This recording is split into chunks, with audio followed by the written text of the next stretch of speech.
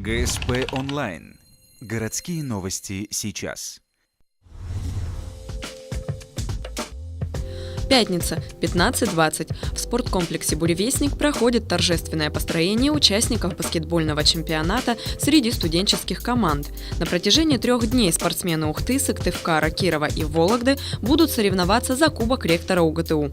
Ухтинские баскетболисты настроены решительно и намерены показать только лучшие результаты. В принципе, весь сезон был посвящен этим играм. То есть и тренировки, и игры перед этим. Весь акцент шел на эти игры, которые будут сегодня. Плюс был проведен турнир очень сильный в Москве. То есть мы к турниру сегодняшнему полностью готовы.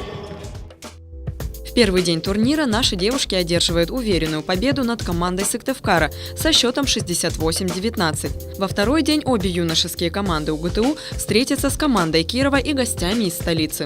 Все желающие могут поддержать наших спортсменов, вход на игры свободный. Также на сайте университета ведется онлайн-трансляция.